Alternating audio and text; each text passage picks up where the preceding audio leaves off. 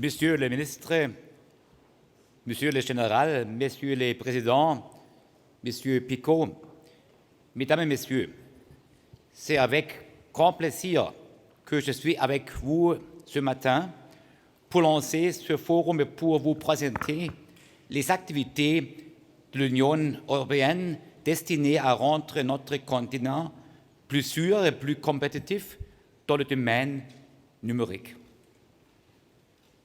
I think you will agree with me that our common goal is to make our cyberspace more secure and more trusted.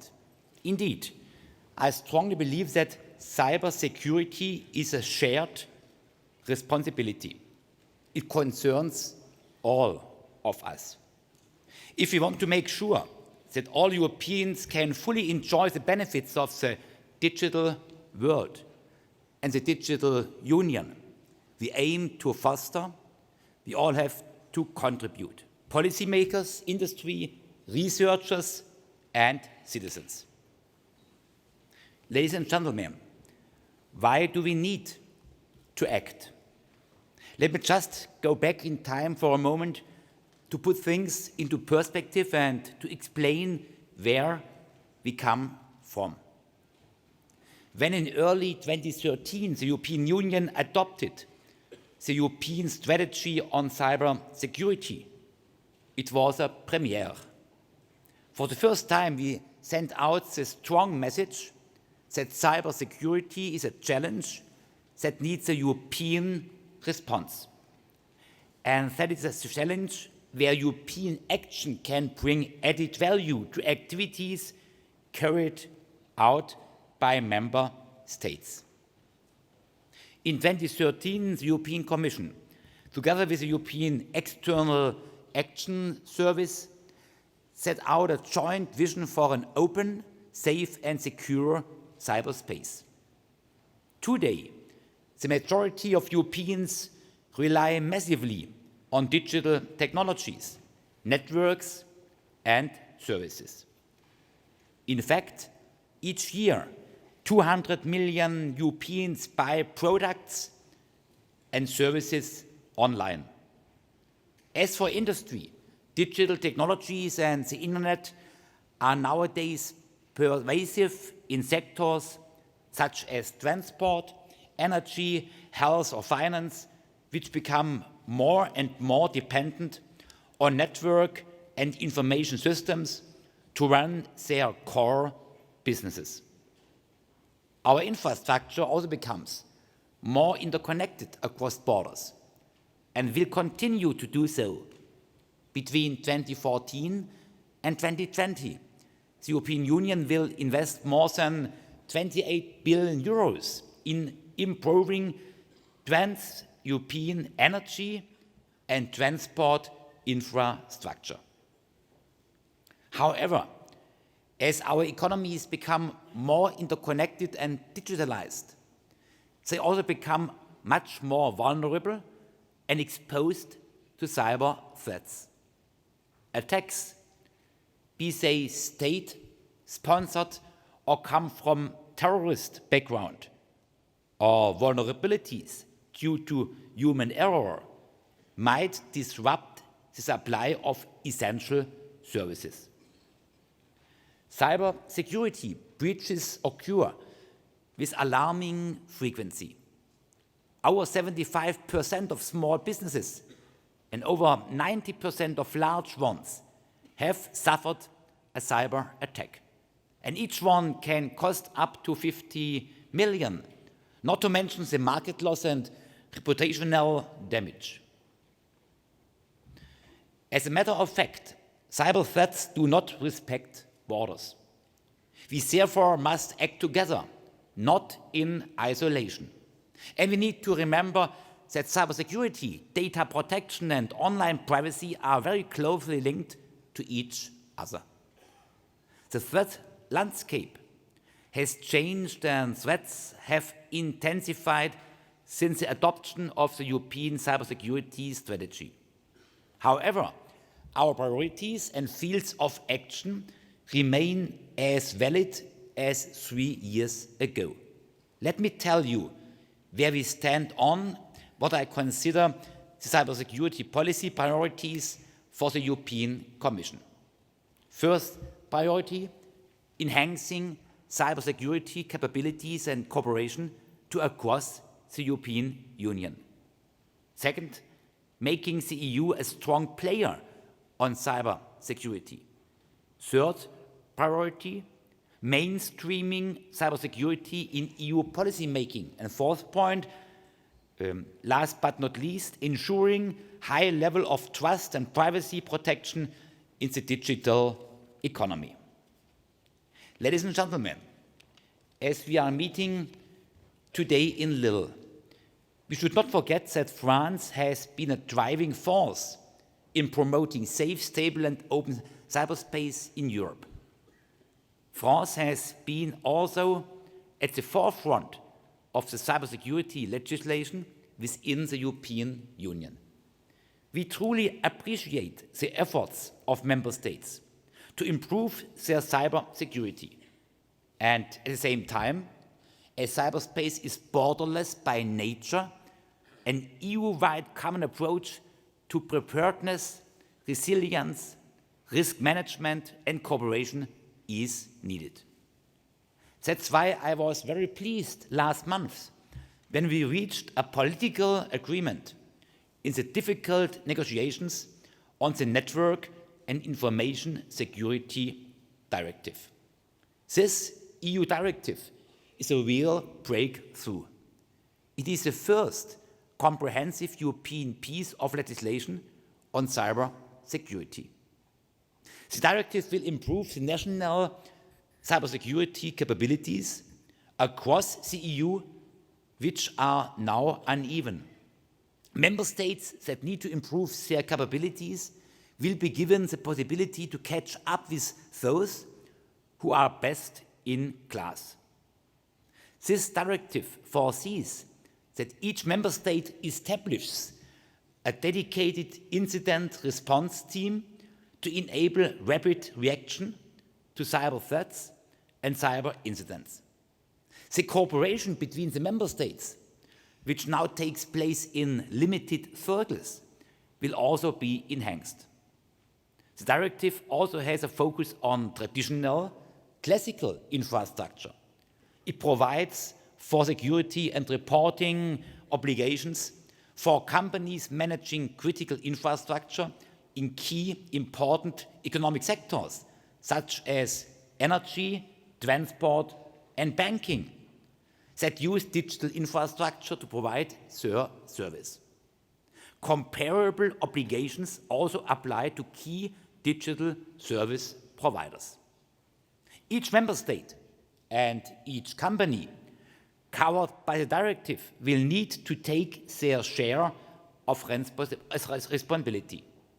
At the same time, the European institutions are committed to providing assistance to facilitate this process. ENISA, our European Network and Information Security Agency, will be an important resource in this regard.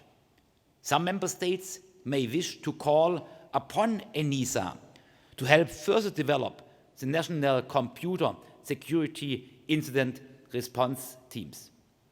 ENISA will also be the secretariat to the network of those teams and therefore has a key role in making the cooperation truly work.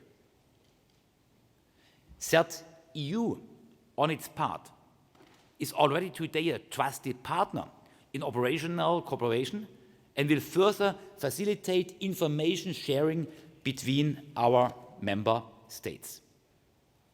Ladies and gentlemen, my second priority is to make the European Union and its industry a strong and competitive player in cyber security. Let me start with the bad news. Despite the fact that the cyberspace is borderless, the market supply for ICT security products and services in Europe is significantly fragmented.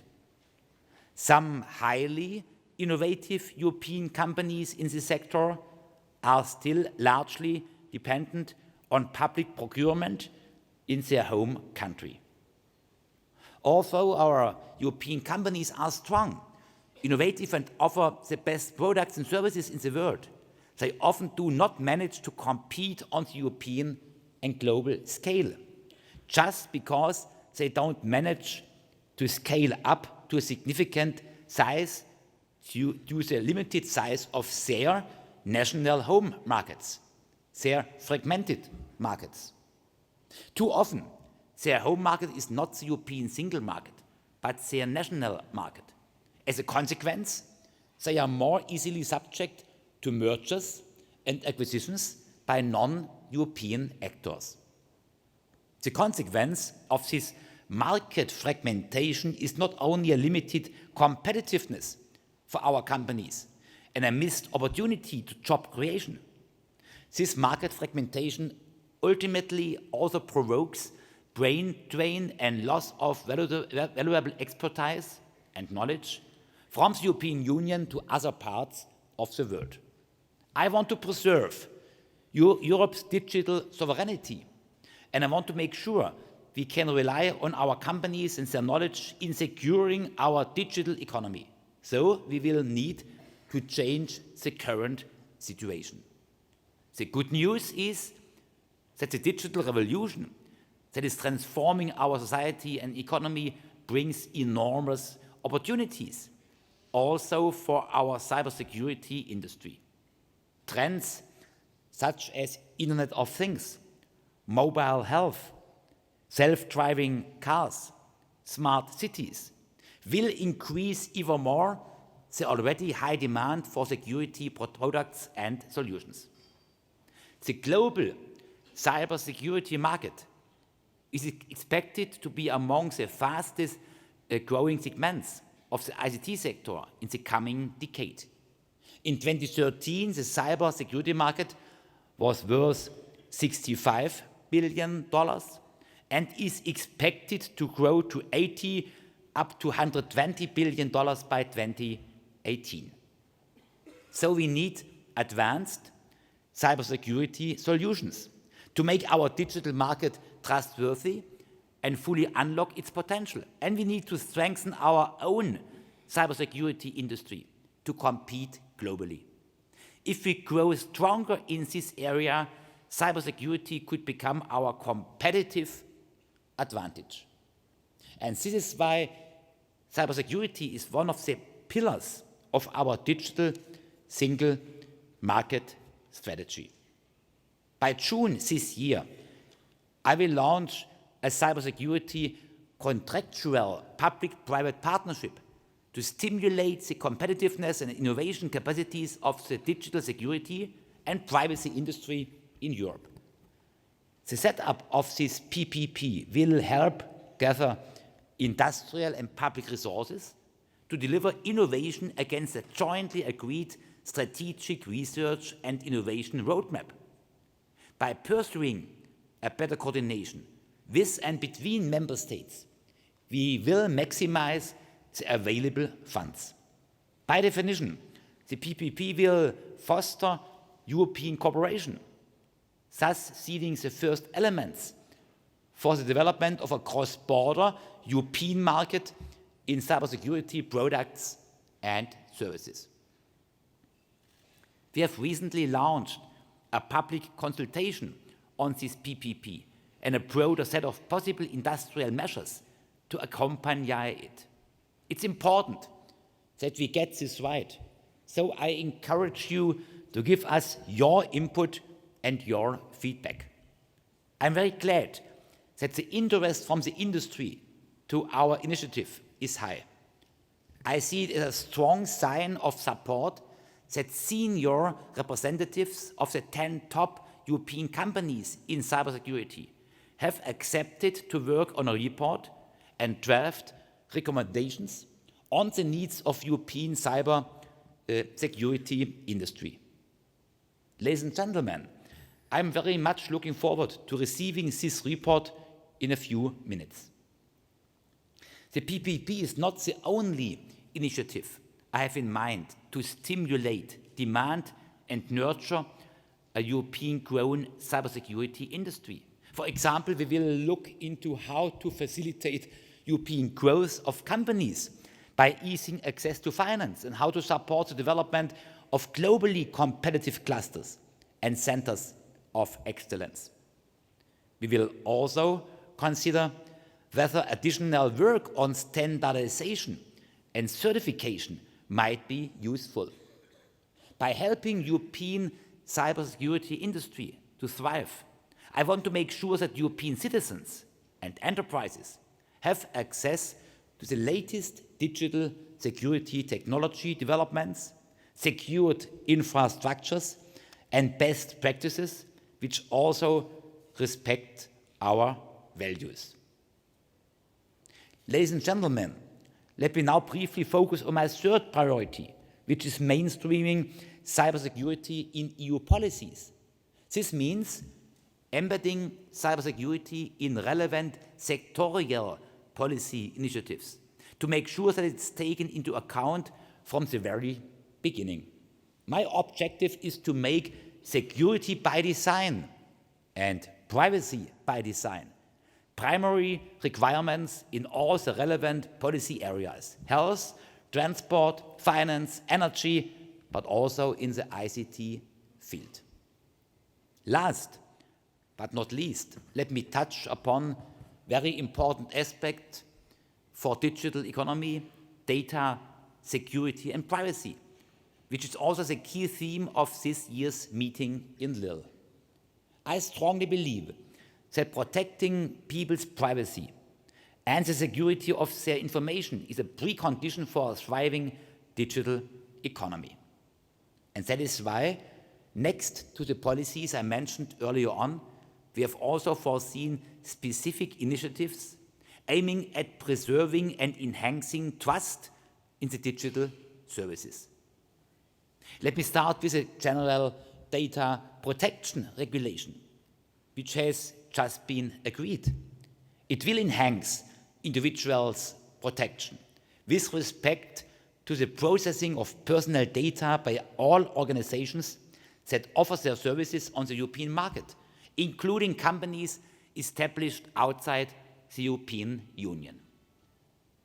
I could not talk about data protection in the digital sphere without mentioning the current negotiations on a renewed Safe Harbor Agreement. As you know, the Court of Justice of the European Union has invalidated the current agreement that facilitates data transfers from the European Union to the US. My fellow Commissioner Jourova is currently negotiating with our US counterparts on a new legal framework that shall contain additional safeguards to make sure safe harbor is really safe and in line with the court judgment. Negotiations are ongoing and some improvements are still needed, but both the European Commission and our American partners are very constructive, so that I'm optimistic that we can find a political agreement in the remaining time. To complete this privacy overview, I would like to inform you that we have started to work on the revision of the e-privacy directive, which is dealing with the protection of privacy in the electronic communications sector. The focus of the reform will be twofold: ensuring a high degree of protection of citizens' privacy, while ensuring that the obligations of the directive apply equally to market operators, providing substitutable services. The latter should thus guarantee the same protection of citizens irrespective of the technology used. Mesdames, Messieurs, ladies and gentlemen, cybersecurity is there to foster Europe's digital economy, to benefit users and our businesses. It's there to build a strong European cybersecurity industry and make sure that we preserve a sufficient degree of digital sovereignty in securing our digital economy. It is there to make European citizens fully benefit from trustworthy digital world and to allow them to participate with trust and confidence in the digital union we aim to build. There's a lot to be done, and I count on all of us to take our part of this shared responsibility. I wish you all very fruitful and constructive discussions during this year's International Cybersecurity Forum. Merci beaucoup de votre attention. Merci beaucoup, Monsieur le Commissaire. Monsieur le Commissaire, restez avec nous. Stay with us 2 minutes. Vous avez parlé du partenariat public-privé avec ses recommandations. Eh bien, on a le plaisir d'accueillir Marc Darmon de Thales, Philippe Duluc d'Atos Bull et Thomas Kremer de Deutsche Telekom. Merci de venir me rejoindre sur scène pour remettre le rapport, pour vous remettre ce rapport. Voilà.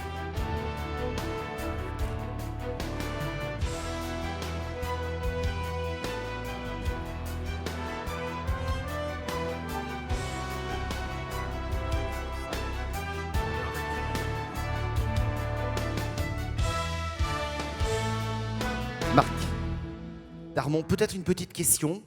En français, vous répondrez en anglais pour Monsieur le Commissaire. Mais si vous deviez retenir, sélectionner 2 recommandations, lesquelles? So let me first thank the Commissioner for his welcome and listening. We had the occasion to present this separately in detail. Donc de continuer en français. Ce qui est original, c'est que les 10 participants sont mis d'accord sur un nombre de recommandations communes. Et donc on peut être d'avis différents, mais on a 10 recommandations très fortes qui sont communes. J'en citerai 2. La première, c'est qu'on puisse, dans ce monde fragmenté, comme l'a dit le commissaire, que l'on puisse avoir une sorte de labellisation, de certification pour les industriels, pour que le niveau de confiance puisse être bien compris par nos clients, c'est-à-dire les administrations, les grandes entreprises, les opérateurs d'importance vitale ou les entreprises de taille moyenne, qu'ils puissent s'y retrouver avec un label qui, évidemment, ne doit pas remettre en cause les certifications ou labels nationaux et ni non plus baisser leur niveau. Donc il faut absolument que les critères communs sur lesquels on doit se mettre d'accord soient cohérents avec les niveaux nationaux. Le deuxième sujet, c'est la promotion de ce qu'on appellerait le Cyber Secured by Design. C'est-à-dire que lorsqu'une grande entreprise, une administration commande un système d'information critique, la notion de cybersécurisation dès la conception soit prise en compte au même titre que d'autres spécifications comme la performance ou la résilience. Donc la notion de Cyber Secured by Design. Merci. Une petite question à Thomas Kremer, Deutsche Telekom. Selon vous, dans quel domaine les leaders de l'industrie européenne de la cybersécurité devraient-ils investir? Monsieur Picot, merci beaucoup pour cette question, mais j'espère que vous me permettez de faire ma réponse en anglais. En anglais, bien sûr. First of all, Mark has already thanked Commissioner Oettinger for providing us a platform, and what I really would like to add to thank Mark for his engagement and for organizing our group and putting all the things together and to finalize with us this report. Coming back to your question, I have only 2 brief remarks. First is related to the cybersecurity level playing field. We all agree in our group that all participants in the ICT value chain, they have to follow the same rules, irrespective whether they are coming from an EU member state country or outside the EU. This is crucial, and we have seen in the recently agreed data privacy regulation and the NIS directive that this is the way we want to go, but nevertheless there are still some shortcomings we have to address in the near future. These are, we have to integrate the over-the-top players and the hardware and software providers in our security concept, because we all know that outdated components and outdated software are the major gateways for cyber attacks in our systems. Second issue I want to come to is encryption. We all know that end-to-end encryption is one of the most important means we have to protect our data. And on the other hand, we also know that the systems we have available today are a little bit complicated. especially when we look at it from a consumer's perspective. That's why we have to focus on easy-to-use encryption for consumers. We at Deutsche Telekom have developed such a system which we call Volksverschlüsselung, encryption for the people, but we have to further develop it, and there is much of research going into it, and perhaps this is also something we can do in this private-public partnership to focus on. Thank you very much. Thank you. Philippe Duluc, une dernière question. En anglais, si je vais vous la poser en français, mais vous pouvez répondre en anglais si vous le souhaitez. On dit souvent que la collaboration entre les États membres de l'Union européenne sera un bon moyen pour garantir une bonne cybersécurité. Qu'est-ce que vous en pensez? Est-ce qu'on peut aller plus loin? Oui, vous avez tout à fait raison. C'est un des sujets que nous avons retenu dans le rapport que nous avons remis, qui est la coopération entre les États membres, la coopération transfrontière. Et il y a un deuxième sujet sur lequel j'insisterai également, c'est la question de la fragmentation du marché. Sur la coopération entre États membres, simplement pour dire qu'il existe déjà des mécanismes qui fonctionnent, qui sont utiles. Il y en a un qui a retenu notre attention, ce sont les ISAC, Information Sharing and Analysis Center. Certains de ces ISAC fonctionnent, notamment on a un exemple aux États-Unis avec un ISAC consacré au domaine des finances. Donc typiquement, ce genre de mécanisme permettrait d'accroître la coopération, les échanges entre États membres, c'est ce que vraiment nous voulons développer, et ceci pour commencer dans un domaine plutôt sectoriel. Voilà un premier encouragement avancé. Le deuxième point que je voulais relever dans le rapport, c'est la problématique de la fragmentation du marché. Effectivement, il est patent pour tout le monde que nous avons un marché qui est très extrêmement fragmenté entre tous les États membres, par exemple, aux États-Unis, on a un grand nombre d'États aussi, ce n'est pas du tout le cas. On voit apparaître des grands champions. Ce n'est pas le cas en Europe et notre objectif est bien de vouloir développer des grands champions. Un exemple pour un créateur de start-up, un entrepreneur, aujourd'hui, s'il veut se développer en Europe, il devra remporter pour ses produits un grand nombre de certifications dans un certain nombre de pays, même parfois plusieurs organismes au sein du même pays. Et ceci sera compliqué pour lui. Il va perdre son temps, son énergie et de l'argent à obtenir ces certifications. Donc, un vrai sujet pour nous, globalement, au niveau de l'Europe, c'est de rendre ce marché beaucoup moins fragmenté de façon à permettre l'émergence de champions de la cybersécurité européens. Merci beaucoup pour toutes ces précisions. Merci, je vais vous demander de regagner votre place. Ça y est, le rapport a été remis. Merci, monsieur le commissaire. Je vous invite à regagner votre place une nouvelle fois en le remerciant une nouvelle fois. Voilà. Vous restez avec nous quelques petites secondes. Encore une fois, merci. Thank you.